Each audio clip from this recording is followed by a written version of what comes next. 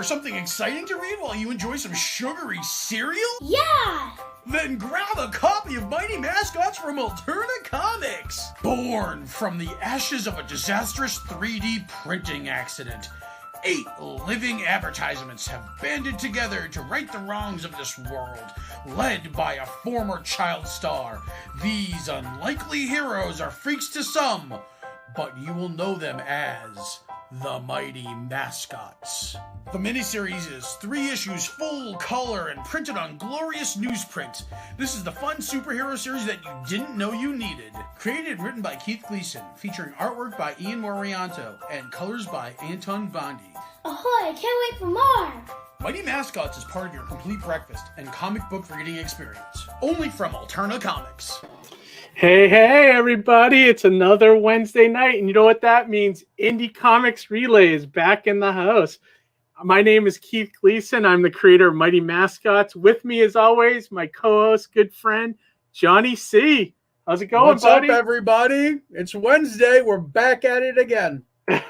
What's going on this week, Johnny? Anything new and exciting? Well, on a personal scale, I got my first vaccine shot today, so that was fun. Awesome. So you got all those microchips from Bill Gates going? Yeah. Yeah. I suddenly have a taste for baby. Don't tell QAnon. And I think my bat sonar is going to kick in any minute now. That's so awesome. I'm gonna have daredevil powers by tomorrow, hopefully. Awesome. I'm still trying to get mine. I'm on a list with Boston Gov or whatever, and then I'm also trying in my hometown as well. So eventually I'm going to get it because with convention season coming up, I want to definitely make sure I have that. So there are conventions at the end of the year that I'm kind of leaning towards hoping to go to. So having the vaccine will definitely be beneficial in traveling and making things easier. And that's kind of my motivation in getting it done, is that I'd like to be able to try to exhibit at the end of the year, because I'll probably already have Surrounded by Death 2 out by then after the Kickstarter, and I can bring issues out and stuff. And I'm anxious to get back to it. No, I agree. And I think I already threw in the mail my application for New York, because I think New York's happening.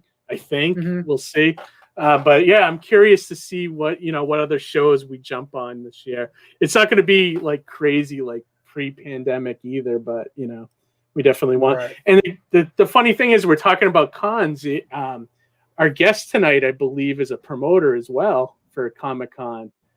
Besides having like a comic and toy digest, which is really cool. So if we're ready, let's bring him in.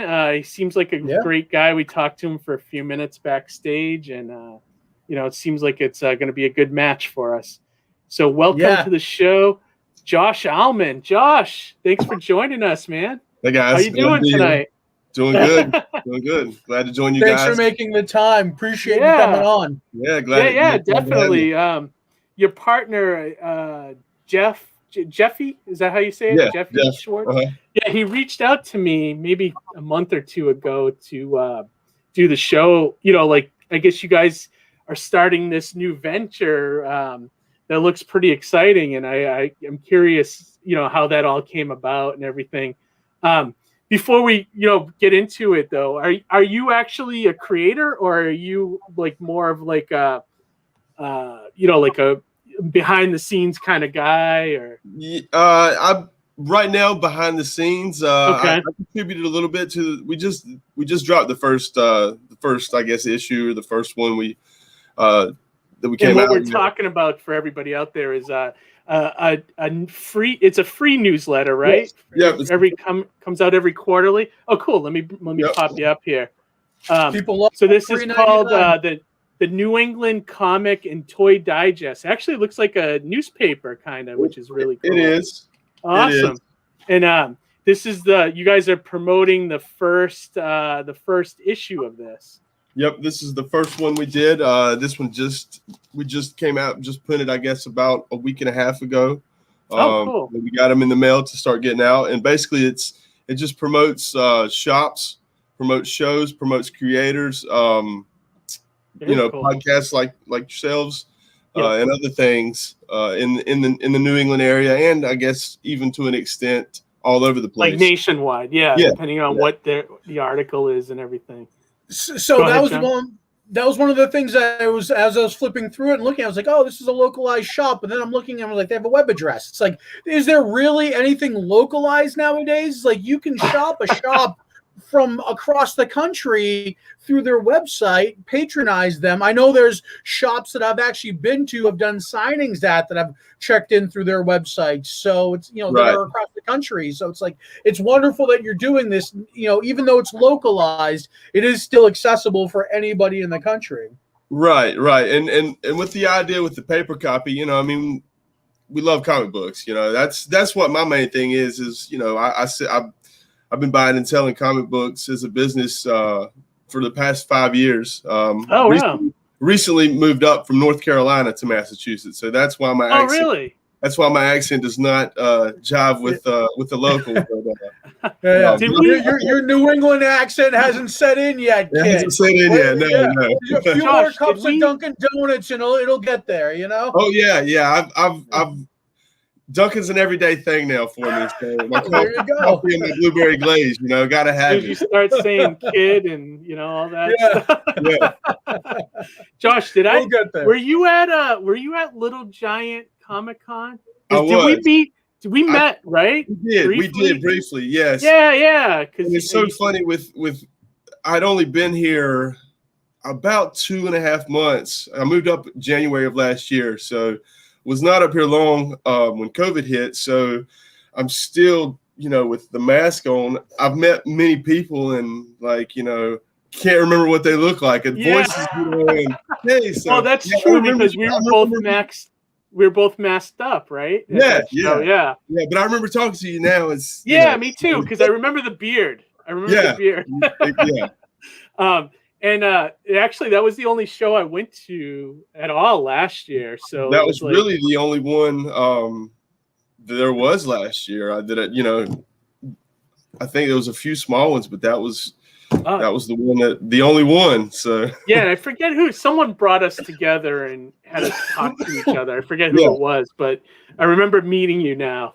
I always have a good eye for a face, but the names I'm always I have to meet somebody like 10 times before I remember the name, So, there's an art form in getting people to say their own name, you know what I mean, in conversation. Yeah, you telling me about that, Johnny. It's great.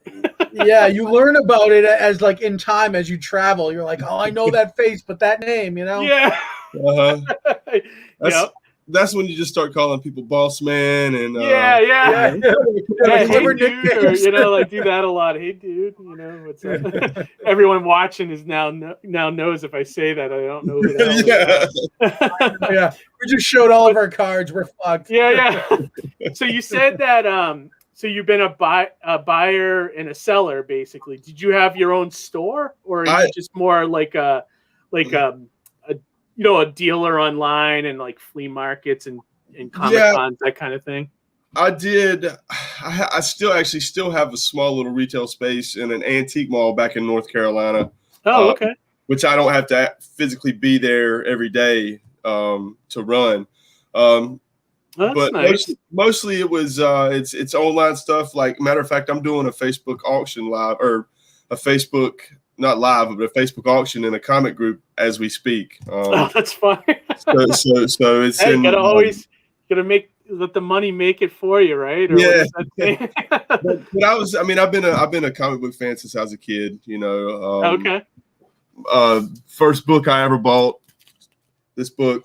Oh yeah, I had that one in my collection. What's that one running for now these days? That must be a big one.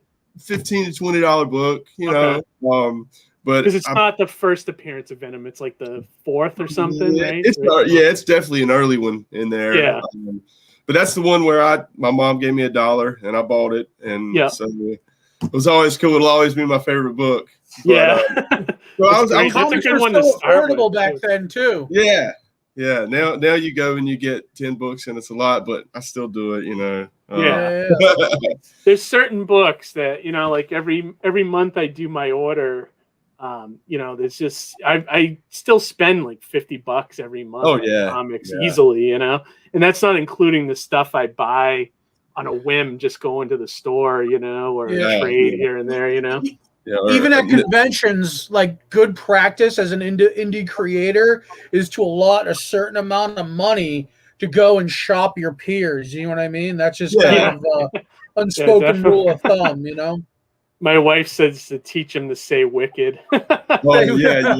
It's great. My daughters, I have 2 daughters. They're 8 and 10, and they've picked it up. Everything's wicked cool now. And the ERs turn into AHs. Yeah. That's awesome. So now, so what made you and Jeff decide to team up and make like this digest? Was it something that you guys have been wanting to do for a while, or is it?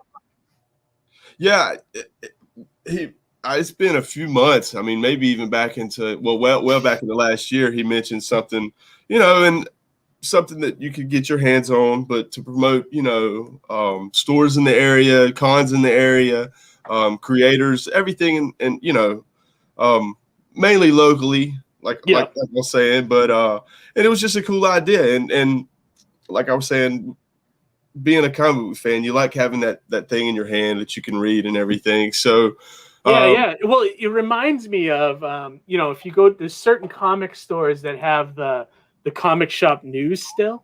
Yeah, and that's what it kind of reminds me of, like that newspaper. It's like 4 or 5 pages.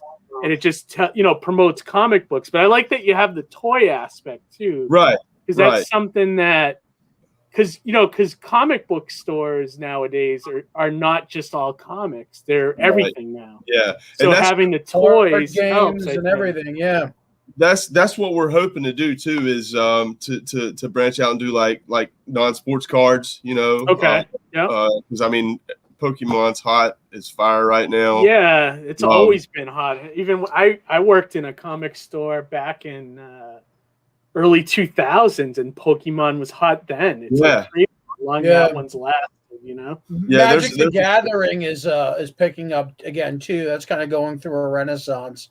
Yeah. So all that stuff's hot. So we want to incorporate that stuff, and we want to, eventually put the paper into toy stores, to card stores, to just a variety. So, maybe you are a comic guy, but you're looking. Yeah, but you may want to check out. It's good cross promotion, Well, yeah, and especially for me moving up here, I didn't know anyone. I had a few people that I sold to on Facebook, in auctions and stuff. Yeah, but was not aware of anybody, anything. I had a few contacts, but so the cool thing for me was I get to find out all these stores, and there's probably a store that maybe you didn't know about, or there's a couple in here. There's one we feature, Miller's Comics. It's in Northampton, New Hampshire. It's fairly new, and so that might be one that somebody wants to check out, and we're just looking to branch out. I mean, if we could put this into every comic store in the state, in the area, that would be cool. Well, and the other thing people should know is that if they go to the Facebook page that I just showed, which is New England Comic and Toy Digest, correct? Yes. They can get it for free, right? Yes. Yeah. See, that's awesome. So now, are you guys doing this out of pocket, or are you guys using advertisement to kind of pay for it, or how does that work? Yeah, I was going to ask I'm sorry, I didn't mean to interrupt. I was going to say ask that, but also if you can talk a little bit more about even like just production costs, like get into a little bit more on the creative side in that regard. Yeah, we've that's more Jeff's kind of thing, what he's been taking care of a lot of that, but I've reached out to a few people, and the first couple, the first one and then probably the second one, mostly came out of pocket, just because we wanted to see this getting rolling, and we had good faith in it, and so eventually we are a startup.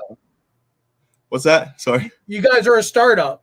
Yeah, absolutely. We're a startup. Yeah, so we're going to sell ads. They're going to be. They're not going to break the bank on anybody. No, but you're trying to get it going here. I actually downloaded so people could take a closer look at this. But you're trying to, what's that old saying? You give them a little taste and then they come back for more, kind of thing, you know? Exactly. But I could definitely see this at stores right by Comic Shop News, you know? Yeah, and that's really the idea we had. We did a show this weekend. Tied with the New England Comic Extravaganza, and all the copies got snatched up just because. Oh wow! I mean, it was cool. Everybody, they grabbed it. I mean, if you're a fan of if you're a fan of any of this stuff, pop culture stuff, comics, toys, cards, any of that stuff, if you see something that's going to catch your eye, and you're going to grab it, and so that's what we're wanting to do, Oh yeah, Johnny, can you believe they let these clowns in? Look at this ad right here. Oh, look at that! Yeah, I wouldn't trust those guys. I was just gonna say this kind of reminds me, so if you're from the area, right?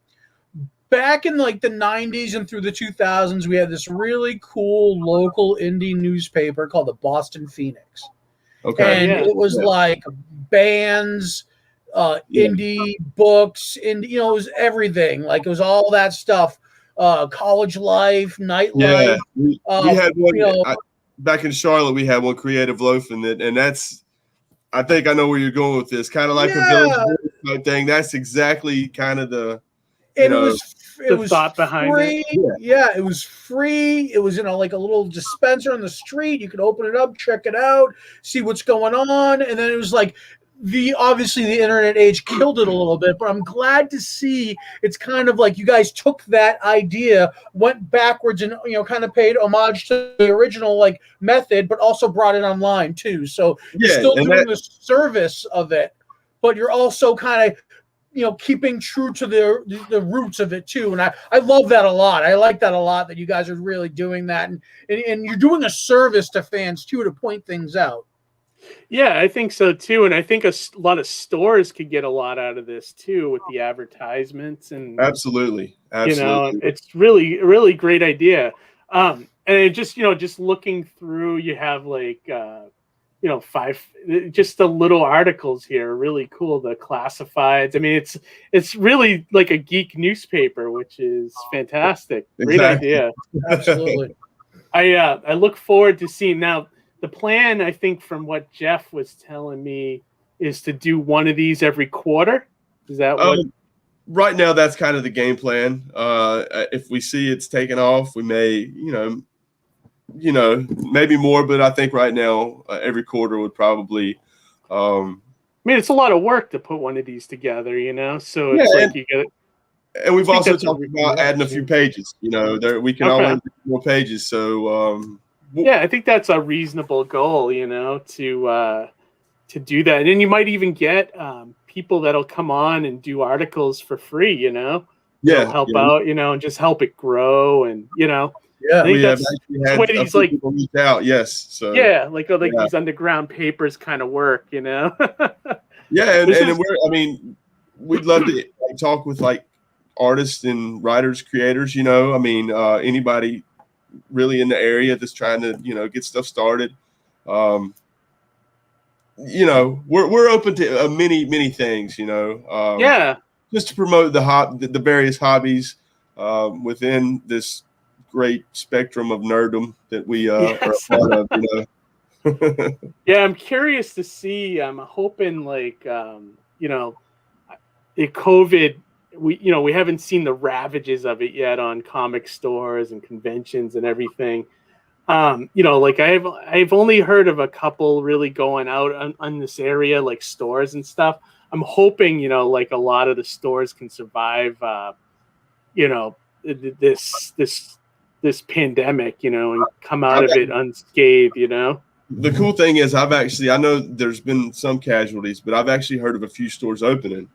Well, that's good. That's what we need. We need more stores, more fans in this hobby. I think that's Yes. always helpful. We need conventions back, which me and Johnny are chomping at the bits to go to some.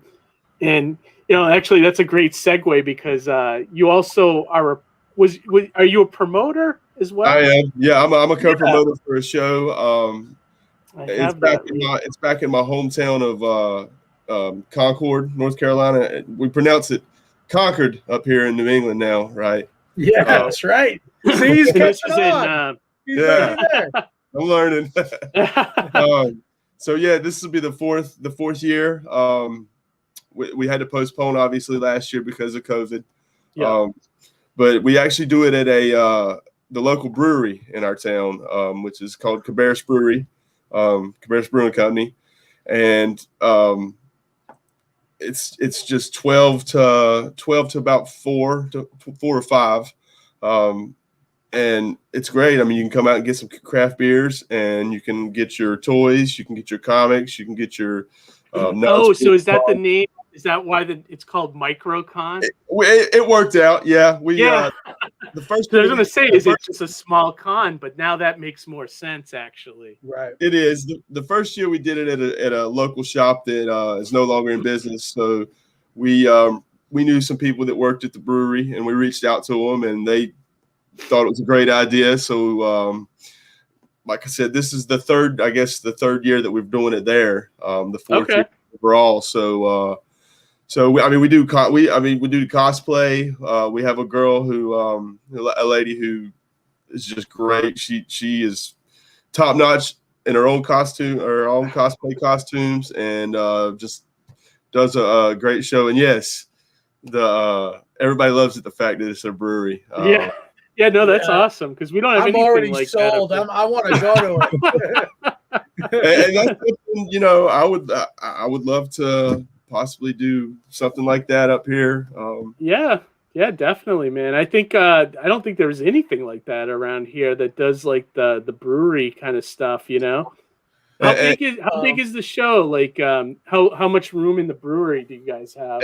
They give us a lot of space. Like I said, it is a microcon, so we really jumped on that word.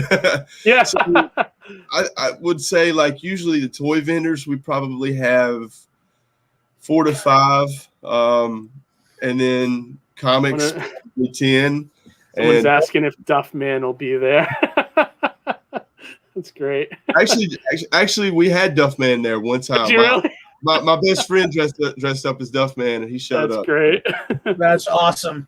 But so, like, when you say MicroCon, are we talking maybe 20 tables, more than that, or? It's probably when we have artists and other creators there, so it's probably about 50 total. Okay, that's pretty good size. Yeah, pretty good size one-day show. It's not going to be a super big con, but But you know what? You talk to many like artists and writers and even vendors. We all love one-day shows. I mean, yeah, the weekend ones are nice if you can get if you can get people spending on each day. But usually, you know how the pattern goes. It's like everyone walks around with those 3-day passes for 2 days, and then they finally spend on Sunday. So it's like. It's almost like 2 days of wasted time, and a lot of times, Yes. Yeah. I love those one-day shows. You get in, you make your money, then you have Sunday off, right? Just to chill. Yeah. Those and your are the weekend best. isn't gone. Yep. I hate it when the one-day shows are on Sunday, though. I'd rather they be on Saturday. Because Don't get me started about that Foxborough show. Oh yeah, I remember that one well. Oh man, talk about a wasted Sunday. I would think a con on Sunday up here when Brady was playing would be just like a sin. Like that's just and you almost guarantee no audience in there. Yeah. Yeah, no patrons. Which is what happened. We almost saw a fist fight. We almost saw a boxing match that day. Yeah, I remember that. Yeah, some pretty mad vendors. Yeah, it was a pretty wild day. Yeah, you just gotta be on the lookout for that kind of stuff, and that's why you don't do it on Sunday, Yeah, but when it's held in a brewery, though, that sells itself. Might work on a Sunday. Oh, what's this one? Let's see. Next time we have Plastic City Comic Con, I'm spending all my money there. Thanks, Ara. That's the show I run up here, Josh. Plastic City. I think we're a little bigger than the Microcon. We're actually hitting almost 150 tables. Oh wow! So we're in like you were at Little Giant, so we're in like a hockey rink like that. Okay, cool. Except we have like besides the hockey rink, we also have like an upstairs area where we put about 20 tables too. Yeah. So it ends up being like almost like a 2-floor kind of convention. Nice. But like the way the Massachusetts regulations are going this year with COVID, I'm not sure if we're going to be able to do the show this year. I'm going to make the call probably at the end of this month. I haven't canceled it yet, but I'm kind of leery because, I don't think the governor's going to allow it. And if he does, it's going to be like that limited capacity crap. And I don't even want to do that. Yeah. It's kind of tough because it's like we're skating the edge with like COVID, right? It's like we're getting ahead, and it's like, oh, here comes some variants, or you know what I mean? So it almost makes the future a little uncertain, and that could be a little wary at times. Yeah, and we've had to for the Microcon, we had to adopt some different measures and stuff. Luckily, some of our vendors are even going to be outdoors under they have like a beer garden. Oh, okay. It's a canopy, so we've had to take our precautions and stuff. But one of the biggest shows that we did back in Charlotte was the Heroes Con, which it's a lot of people from all over come for there, and they just made the call to cancel it for 2021, which I mean I totally understand with how it's been. And I heard. I'm sorry, didn't mean to interrupt. I was just going to say, I've heard Heroes Con is very much a champion for indie comic books. So big shout out to that show and those guys. I did it 1 year, and it's nothing. It's all it is comics. It's amazing. Yeah. It's cool, and I mean, for creators and writers and artists, I mean, I don't know if I've been to a better one, there really isn't. Thumbs up to those guys. Yeah. When I walked in there, I couldn't believe it. I was like, wow, there's literally nothing but comics. I loved it. That's my kind of show. It was awesome. And then they did like a crazy art auction at night, and the year I was there, they had was it Daryl from DMC doing the hosting it and stuff, and it was it was amazing. It was just because I was like, this is really cool. He created a comic book or he did. Yeah. I think it was out that year. I think that's why he was there promoting it and stuff.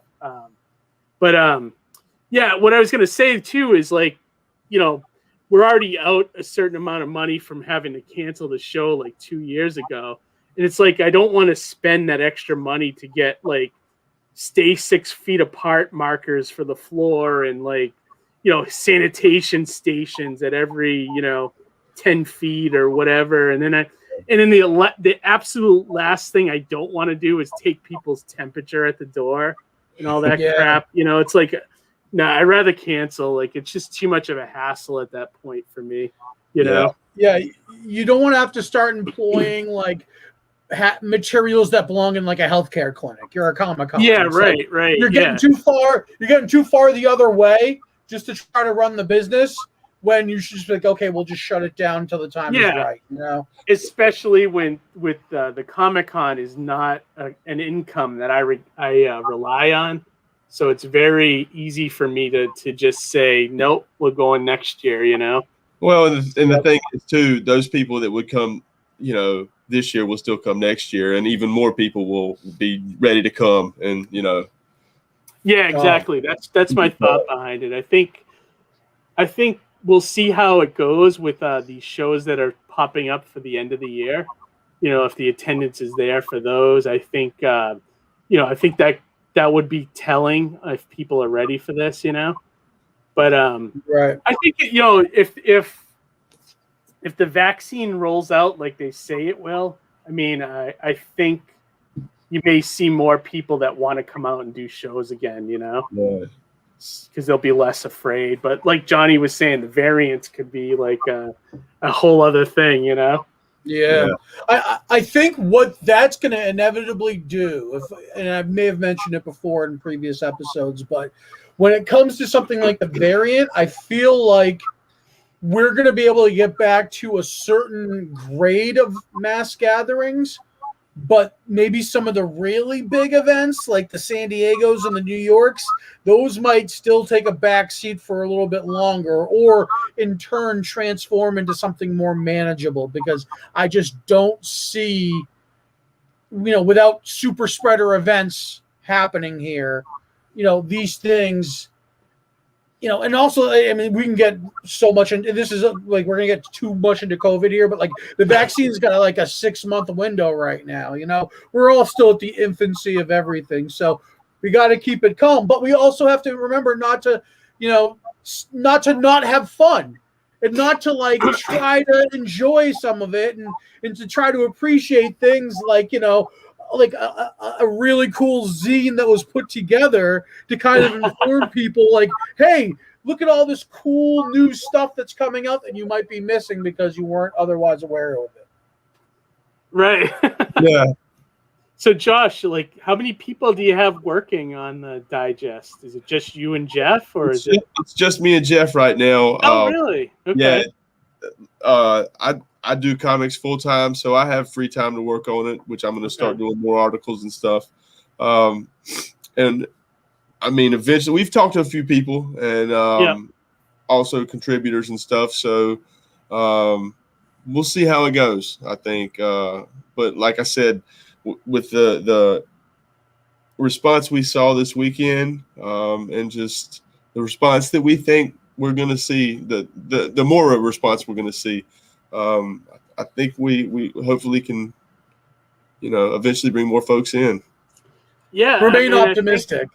Yeah, I mean, you should put something on the magazine just in case. If you want to, contribute, here's our emails or something like that. You'd be surprised at how many people that might just come and do, like, can I just do a movie review for you or something? You never know.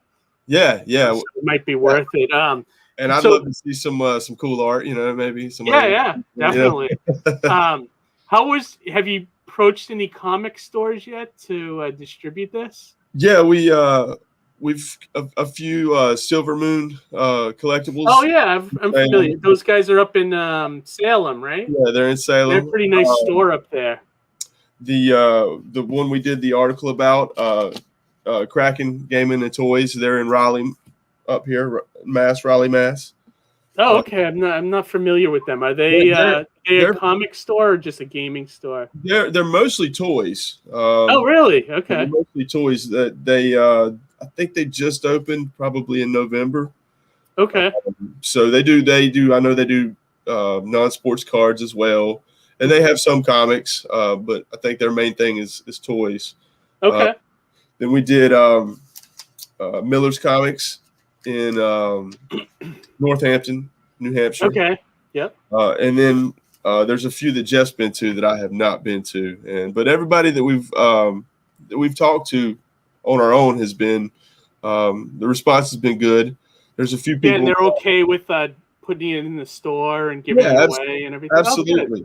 Absolutely. Good. We reached out to a few more, and the thing is with with me not having many, I guess, family up here, so I can drop my daughters off and dump them and go.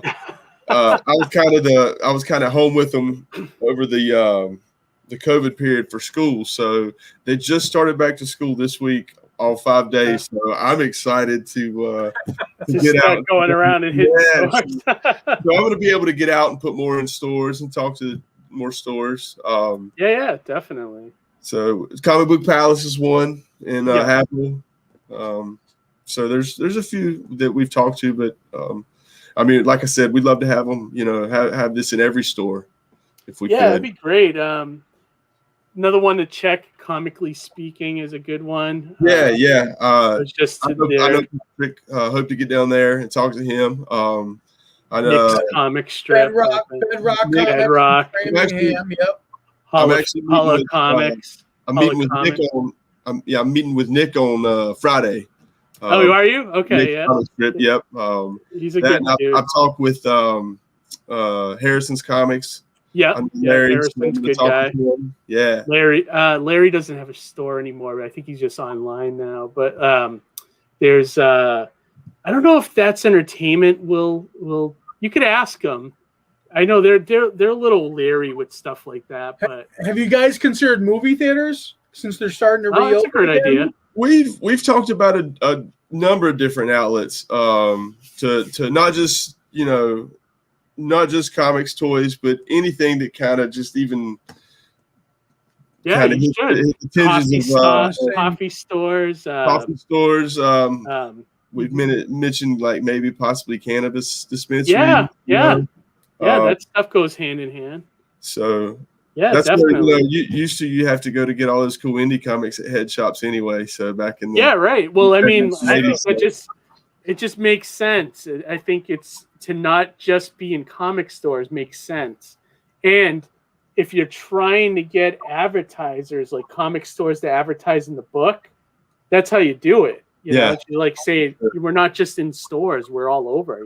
Right. And I think comic stores would be open to that. I believe. Yeah, absolutely. Definitely. I mean, that stuff as you keep making issues. Like I think that'll be, something that you could probably use to supplement the making of the issues, besides your time. You know what I mean? Yeah, absolutely. You probably won't get rich off of it. No. It's definitely a labor of love, but right. We'd love to see it. But it'll help. You could grow your business by advertising your business in there. Things like that is just exposure. You know what I mean? It's just absolutely good for That's awesome. So do you guys have anything planned on the next issue? Like anything that you can let us know about, or any articles that you guys want to do, or feel free to drop any exclusives at any time. Jeff's got a few things planned. I wrote the article about the speculation thing, so that's just something I'm gonna touch more on. So I know the speculation, like I kind of keep my eye on it a little bit because I've been collecting comics since I was younger. Is it still like everybody's like whenever they announce some new character, it's like a mad rush to get that issue? Is that still the thing? That's the thing. Variant issues are big time again. Everybody wants certain artists come out with a variant and it's the hottest thing. It's pre-selling for big money. Yeah. And now there's those exclusive covers that go to just certain stores now too, right? Yeah. You can get which there's some really cool covers out. I mean, a lot of times, I've seen some times for me, if I buy a variant now, I'm buying it because I'm like, wow, that's just so cool. I need it, Go ahead, Johnny. I was just gonna say, you really have to like a cover to have to hunt it down and pay an exorbitant amount of money that they're going for on eBay. Like, some of these covers are going for like 200, 300 plus. I've seen some at 500. It's kind of bananas. Yes, it's a big risky, in my opinion, jump on a brand new book. But it's panned off, or panned out a lot of times. Brian's saying metal covers there's always are a buyer especially for hard it to somewhere get. down the line.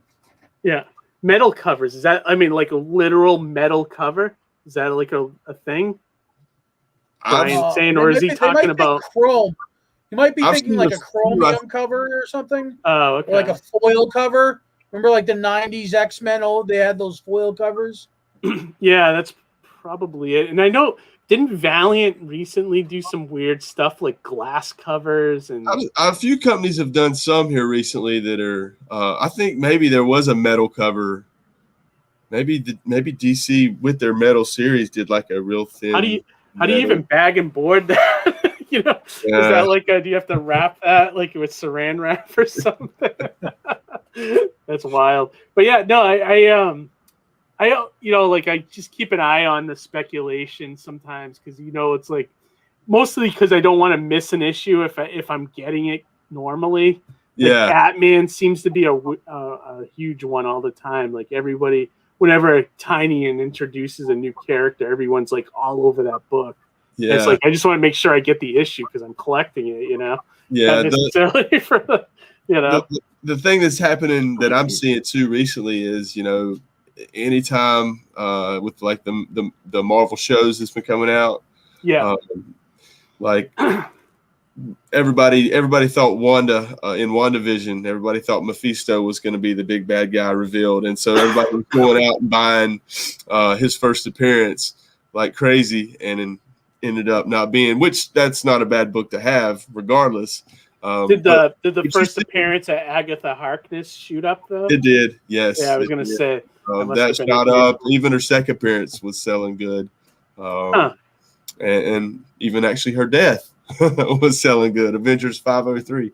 Oh wow, no kidding. And is there anything from Baron Zemo must be shooting up? But that probably was bigger when Winter Soldier came out, right? Or you saw it spike then, but now you're right. Now because he's in the costume, maybe that's why, right? the first appearance of Flag Smasher.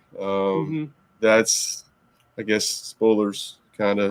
Everybody should already. That and what's the other character? Battlestar, or is that Battlestar? Yep. Yeah, that must be a big one right now. It is. Everyone was surprised he was in it, and then also is the first appearance of Madripoor going for big money? It is seen a little bump. Yeah, I was going to say because that's one I haven't started first time seeing in the Marvel Cinematic Universe. You know. Yeah. One thing I was going to ask, X-Men, hopefully, right? Yeah, right. Yeah, exactly. I was going to say one thing I was going to ask is I did a little bit of some book flipping, you know, back before I was a creator, more when I was still on the fan side of things. But when the first Spider-Man film came out, I was able to get like a bunch of books that were kind of relevant to the to that movie, and I bundled it and sold it as a bundle, and I made a little bit of money that way. Do you see that still happening nowadays, or are a lot of people more focusing on the one-offs, or like the individual, you know, rare issues, or the, you know, legacy issues? The keys are hot right now. The key books, a lot of times you can find, if you see a bunch together, it's good to scoop those because you're going to get that cheaper with a lot of the keys. For a little bit better price than if you're just buying that single key. Yeah. But I mean, you're still seeing that a lot. You're still, I'll do package deals like that all the time, you know, where you just put a bunch of them together. It works good. But people are really, I don't know if it's just new people to the hobby or what, but the keys are just going crazy. Like X-Men 1, in the past like 2 months, has just went up like a crazy amount of money. Just no kidding. It could have been everybody getting their stimulus checks, and that's true. One thing I was going to ask is how's the retail side of the business been during COVID? Like, have you guys been about the same, busier, slower? Yeah, I've been better. And a lot of I know some of the stores had to shut down temporarily last year, but it seemed like everybody seemed kind of bounced back and everybody was still getting their books. You know, some stores adapted to where they were mailing books out more. And a lot of did curbside pickup. I think those are the stores that are going to survive, the ones that were proactive and still trying to get books out to people, you know, that were still you know, open to coming to the store. But yeah, no, it's interesting to see, you know, how the business has had those ups and downs. And I just hope, I hope everything's fine when we get out of this. You know, I hope we don't start seeing people lose their shirts and, you know. Yeah. And you know what? I think if anything, things will transform. You know, I mean, if things don't go back, they will change slightly, but we will find kind of a happy medium, you know, in every aspect. You know what I mean? And I think that'll be the same for comics. It'll be the same for conventions. You know, collectors, it's the same thing. You know, things may change, but generally it's always the same. It's the same kind of thing. You can always expect it. If a new movie's coming out, I mean, as soon as Eternals hits, those books are going to jump through the roof. Buy them now, right? Yeah. Right. And another one that Amy kind of grabbed on a whim that like is like huge right now is she bought the first issue of Ice Cream Man from Image. Yeah. And like just because she likes weird comics and like horror type of stuff, and she picked it up, and like then they announced the show like maybe a couple months later, and that book is like smoking hot right now, isn't it? That is one I sold months ago, not too long after it came, probably like 3 months after it came out. I sold that book for like $7. And now I think it's about what, $152. Yeah, at least. Yeah. Like first print. Yeah. Maybe more than that at this point. And she's been buying it right along. She has the whole run. I mean, I'm assuming the rest of the issues aren't as much as the first one. Those are some cool covers for sure. Yeah, they are. They're fun books. Those too. and the Ha books. Those, yeah. those covers are she wild. picked that up too. Yeah. It's all good stuff. I mean, but a few months back, I was flipping through my collection, and I must have, back in the day, on a whim, bought the first issue of Umbrella Academy. So I was surprised when I was going through. I was like, "Wow, I actually have this, and it's worth something," Yeah, you can have it slabbed. What's that? You can have it slabbed and sell it. I mean, so I'm thinking about it. I mean, it's good enough to put it. It's good enough to have it graded, but I don't know. I kind of like it kind of open. You know what I mean? Harry, I own every issue of the Smallville magazine. Is that worth anything? No. It's worth a cup of coffee and a cheeseburger. It's worth another read. Yeah, exactly. Yeah, there you go. Well, all right. Well, we're getting close to the end of the hour here, and I know Josh has some online auctions and stuff, so we'll start kind of wrapping things up. So, Josh, the best place for people to keep up with the New England Comic Toy Digest is on Facebook? Probably Facebook. Yeah, we have an Instagram page as well. Okay. Great. And anybody that goes to the page and likes it can download the issue for free? Absolutely. Exactly, right? Yeah. So you guys hear that? You get your free issue of the New England Comic and Toy Digest off of the Facebook page. So like that page, and then just keep an eye out for updates when the new issues drop, and then you can download them there. Is it going to be free there all the time? It'll be free there all the time. Yes. That's Awesome. And if anybody would like to see it in their store, their local LCS, in their local toy store, in their local card store, reach out to you guys. Yeah, their tattoo shop, whatever. Yeah, it's true. Tattoo shops. Yeah, absolutely. Yeah, definitely. I mean, I think those are all great ideas. What you guys are doing, definitely do that. Go for those, For sure. And you guys are definitely doing a service. I see it as a service, right? Because you guys are providing details, shining a spotlight. The way we shine a spotlight on creators and individuals like yourself, you're shining a spotlight on news stories for other things and books and other creators. And I think that's wonderful. And I'm glad that you're doing your due diligence to spread the good word. And thank you for doing that. Spread the love of comics and exactly. Great hobby too. We'll keep doing spotlights on stores and creators, just like we did for this for the first issue here. That's awesome. Yeah, we need that. So I mean, it's always good to help. Like that kind of stuff. And then also anybody that's watching us that may be in the North Carolina area, check out the Microcon at the Microbrewery, Absolutely. and that's the best place to find that is on Facebook as well. It's on Facebook. Yeah, we have an Instagram page as well. For that as well. Okay, cool.